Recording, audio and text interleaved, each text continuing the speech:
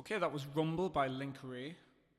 It's a very famous guitar instrumental that you've probably heard on lots of adverts and TV shows and movies. Very, very famous. And allegedly the tune that inspired Jimmy Page to want to learn how to play the guitar as well. And we're going to learn how to play it today. It's very, very simple. It teaches you 4 open chords that you're going to use in lots of scenarios in the future, and something called the E minor pentatonic scale, which if you're serious about learning guitar, you'll need to know how to play the E minor pentatonic scale. So here we go. First thing we need to learn is the D chord, the D major chord. So you need 3 fingers, 1, 2, and 3. Put your first finger on the 2nd fret of the 3rd string, that's a G. Second finger on the 2nd fret of the 1st string, that's the E at the bottom. And then your 3rd finger on the 3rd fret of the B string, that's the 2nd string up. And when you strum it, you try to aim for 4 strings, the 4th one up, 1, 2, 3, 4, that's a D string, or what we call the root note of the chord, like that. Or if you happen to accidentally hit the 5th string, that's okay as well. That sounds quite cool. Gives it a bit of more of a bottom end punch to it. But whatever you do, try not to hit the E string at the top, because it doesn't sound very good. So, just like that. Now, the next chord is the E. To get to that, it's very, very simple. Just take these 2 bottom fingers off, the 3rd and 2nd, and then move that 1st finger back 1 fret like that, so you're on the 1st fret, and then bring these over the top and put your 2nd finger on the 5th string, 2nd fret, that's the A string, and then put your 3rd finger on the D string at the 2nd fret. And then, because it's an E chord, and our E root note is at the top here on the thick E string, we can strum all 6 strings. Just like that.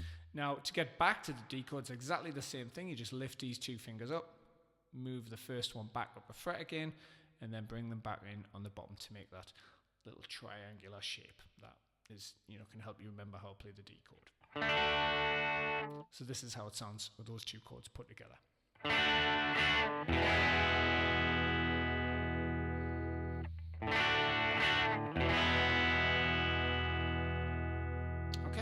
Now the next thing is to go to the A chord. So once you're back on your D, 2 strums, and then move your first finger up to the 4th string, and then you're just going to squash each finger underneath on a string like that. It's probably the simplest chord shape to remember how to play this, because they're all squashed into the 2nd fret. First finger on the D string, 2nd finger on the G string, and then your 3rd finger on the B string like that, all going down in a line.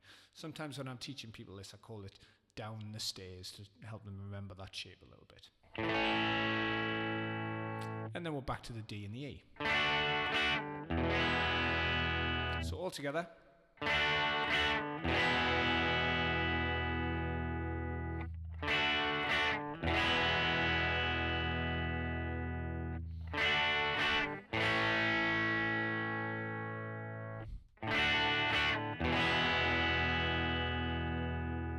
Now the last chord is the tricky one, it's the B7, but if you can master this chord, it's very, very useful to be able to play, because you can do lots and lots of songs with it.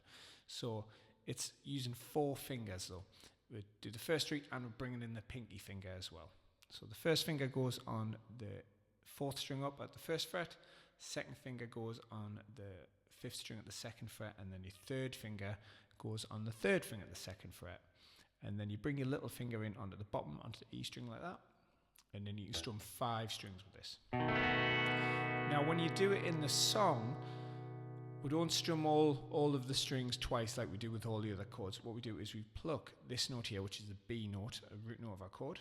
And as you change into the chord, that can give you a split second to get the rest of those fingers on to strum the rest of the chord. So it'll sound like this.